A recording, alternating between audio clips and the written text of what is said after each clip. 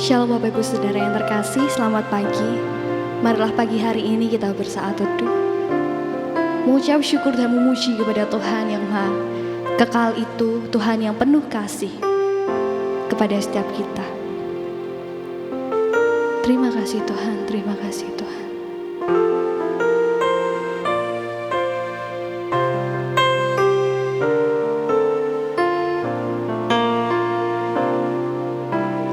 Filled with compassion for all creation, Jesus came into a world that was lost. There was but one way that He could save us, only to suffering death on a cross. God, you are waiting, your heart is breaking for all the people who live on the earth. Steer us to action, filled with your passion for all the people who live on the earth. Lebih lagi memuji Tuhan, dan mari katakan, filled with compassion for all creation, Jesus came into a world that was lost. There was but one way that He could save us, only through suffering death on a cross. God, you are waiting, your heart is breaking for all the people who live on the earth. Steer us to action, filled with your passion for all the people who live on the earth. God, you are waiting, your heart is breaking for all the people who live on the earth. Steer us to action, filled with your passion for all the people who live on the earth. God, you are waiting, your heart is breaking for all the people who live on the earth. Steer us to action, filled with your passion for all the people who live on the earth. For all the people who live on the earth. For all the people who live on the earth. Penuhi kami Tuhan dengan belas kasihan yang daripadamu, supaya kami memberitakan kasih dan setiamu bagi sesama kami, bagi bangsa kami. Yesus, sungguh kami memujimu, sungguh kami menyembah atas setiap kasih, atas setiap rahmat-Mu dalam hidup kami. Terima kasih untuk kasih dan anugerah-Mu Tuhan, bagi setiap kami, bagi setiap kami, sehingga kami beroleh hidup yang kekal. Yesus, Yesus.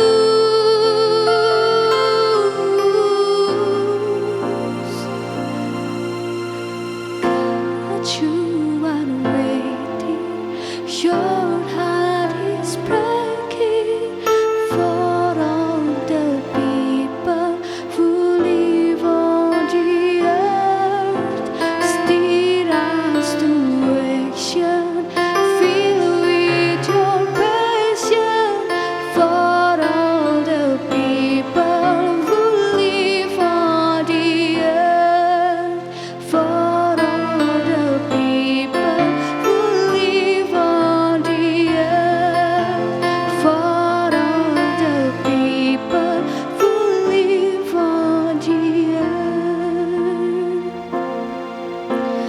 Sungguh kami memuji Engkau Tuhan, Allah yang penuh belas kasihan untuk setiap manusia Bapa. Ajari kami Tuhan juga untuk memiliki belas kasihan kepada sesama kami Tuhan, dan menjadi pelaku-pelaku firman untuk memberitakan kabar dan kebenaran-Mu Bapa.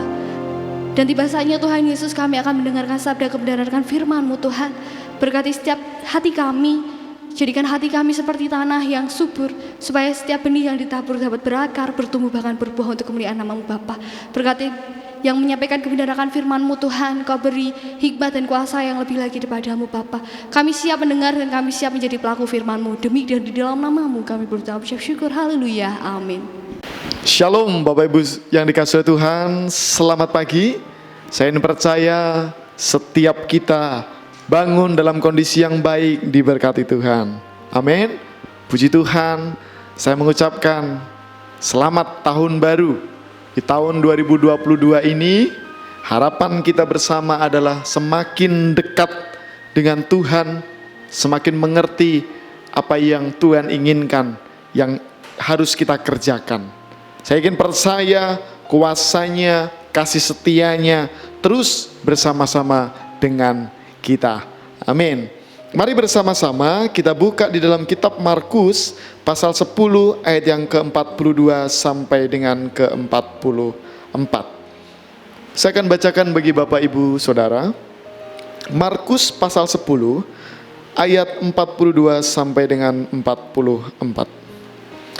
Tetapi Yesus memanggil mereka lalu berkata, "Kamu tahu bahwa mereka yang disebut pemerintah bangsa-bangsa memerintah rakyatnya dengan tangan besi, dan pembesar-pembesarnya menjalankan kuasanya dengan keras atas mereka. Tidaklah demikian di antara kamu. Barang siapa ingin menjadi besar di antara kamu, hendaklah ia menjadi pelayanmu. Dan barang siapa ingin menjadi yang terkemuka di antara kamu, hendaklah ia menjadi hamba untuk semuanya." Amin. Saya harap Bapak Ibu nanti bisa membaca secara komplit ya, kitab Markus pasal 10 ayat yang ke-35 sampai ayat yang ke-45 ini. Judul perikopnya adalah permintaan Yakobus dan Yohanes, bukan memerintah melainkan melayani. Bapak Ibu, subtema hari ini adalah jadilah pemimpin penuh kasih karunia.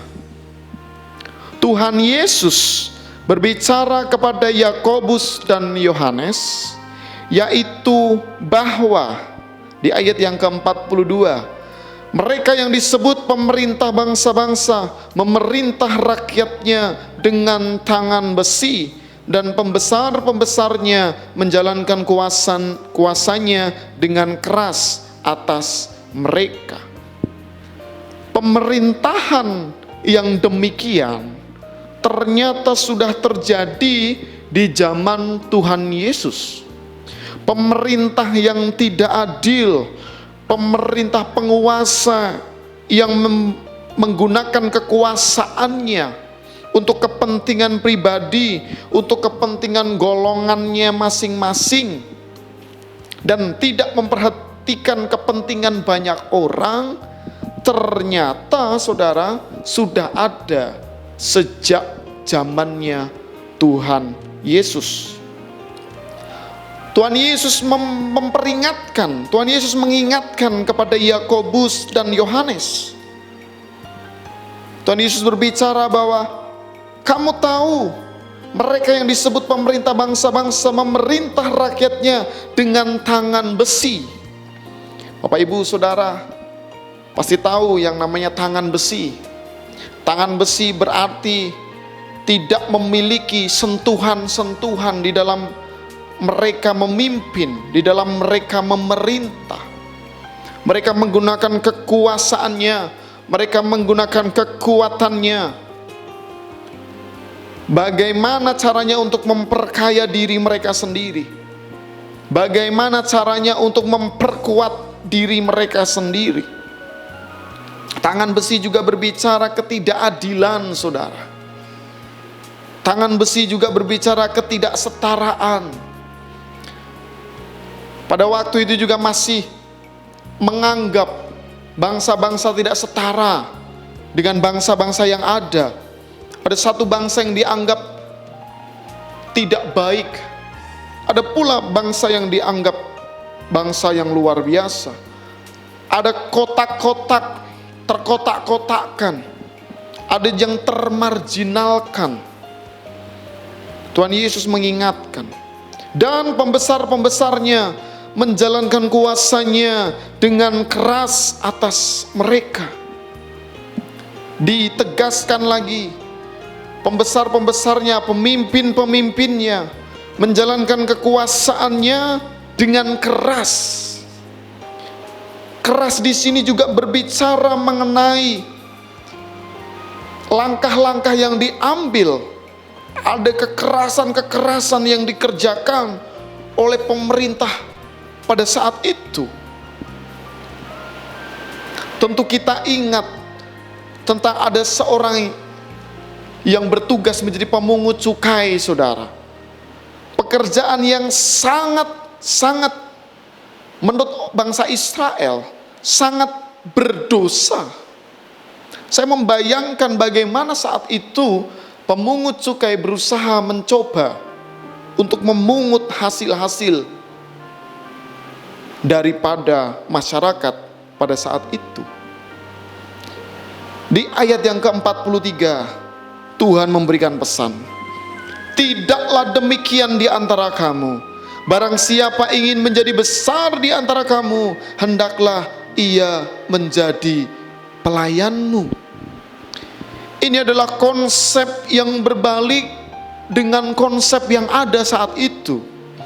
Konsep yang ada saat itu adalah ketika kita memiliki kekuatan, ketika kita memiliki power, kita bisa menjadi penguasa, kita bisa menjadi pemimpin. Tetapi firman Tuhan katakan, Tuhan Yesus sendiri katakan, barang siapa ingin menjadi besar, barang siapa ingin menjadi pemimpin, barang siapa yang ingin dituakan, yang dianggap bisa melakukan segala sesuatunya, ya, hendaklah ia menjadi pelayanmu. Sangat tidak relevan kejadian ini pada saat itu, saudara. Dan mungkin pada saat sekarang juga tidak relevan. Orang ingin menjadi besar di antara orang-orang yang ada dengan cara menunjukkan kekuasaannya, dengan cara menunjukkan kekuatannya, entah kekuatan fisik, entah keuangan ekonomi, entah keuangan jaringan dan lain sebagainya. Tetapi Tuhan Yesus ingatkan kepada Yakobus dan Yohanes dan kepada setiap kita, barang siapa ingin menjadi besar di antara kamu, hendaklah ia menjadi pelayanmu. Saudara, saya bisa ambil kesimpulan, saya bisa tarik garis bahwa yang menjadi besar itu ternyata adalah setiap kita yang punya hati untuk melayani. Melayani siapa? Melayani sesama kita. Kalau engkau ingin menjadi pemimpin, engkau harus bisa mahir dalam melayani kelompokmu itu. Kalau engkau ingin menjadi besar di antara saudara-saudaramu, engkau harus bisa menjadi pelayan di tengah-tengah saudaramu. Engkau bisa memprioritaskan mereka. Engkau bisa membantu mereka.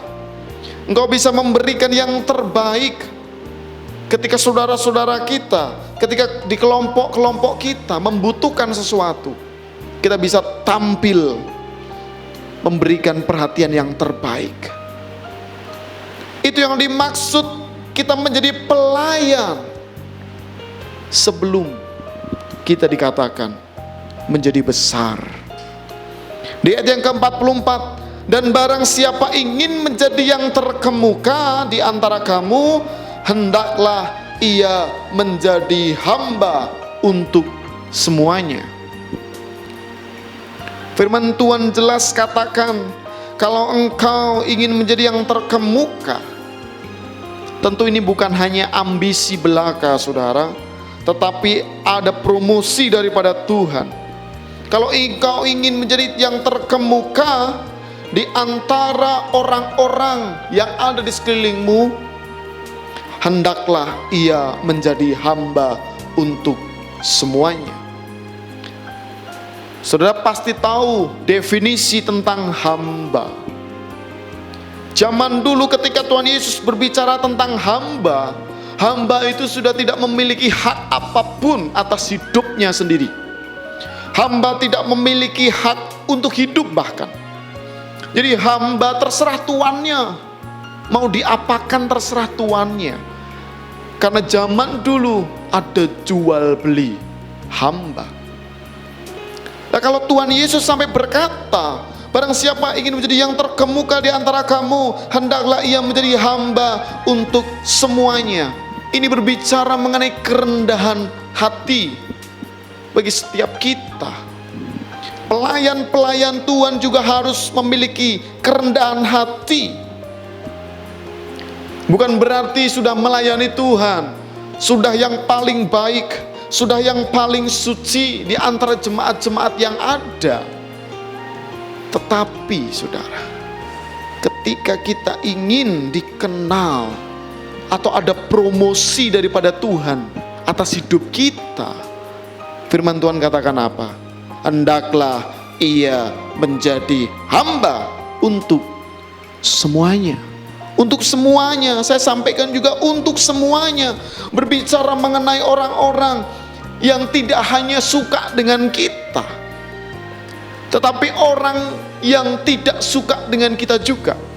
Atau sebaliknya, orang yang tidak kita sukai.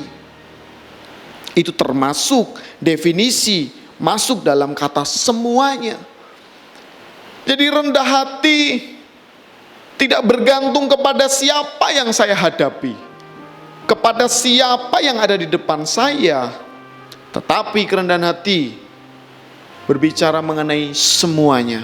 Siapapun yang ada di depan saya, siapapun yang saya hadapi, saya harus tetap rendah hati. Ini pelajaran yang sangat berharga bagi setiap kita. Karena ketika kita ingin menjadi pemimpin yang dipenuhi dengan kasih karunia Allah, kita harus mengerti bahwa kita yang pertama tadi harus menjadi pelayan, harus menjadi hamba. Ada status, ada sikap kerendahan hati yang harus kita tunjukkan. Itulah yang dimaksud penuh dengan kasih karunia. Seorang pemimpin, saudara, relatif menurut orang yang dipimpinnya. Ada yang merasa kepemimpinan si A ini baik, ada juga yang merasa kepemimpinan si A ini kurang baik. Itu pasti terjadi dalam sebuah organisasi dimanapun itu berada. Bahkan di dalam gereja pun itu juga bisa terjadi. Hari ini kita mau belajar, setiap kita paling tidak menjadi pemimpin atas diri kita sendiri. Bagaimana kita menjadi pemimpin yang penuh dengan kasih karunia? Saya ingin sampaikan kepada Bapak Ibu Saudara, firman Tuhan katakan, Tuhan Yesus katakan, rendah hati. Jadilah pelayan, jadilah hamba, sehingga engkau mengerti apa yang Tuhan ingin kerjakan dalam hidup. Saya ini percaya ketika kita merendahkan hati kita, ketika kita memiliki sikap rendah hati itu, Tuhan tidak terus ditekan begitu kita, tidak.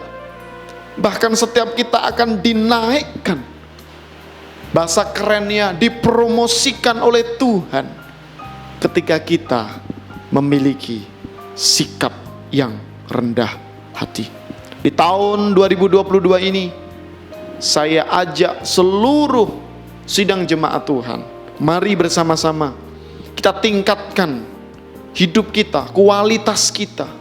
Ada kerendahan hati yang luar biasa, penuh kasih itu, untuk bersama-sama kita melayani Tuhan. Kita ingin hidup kita memuliakan nama Tuhan. Amin saudara.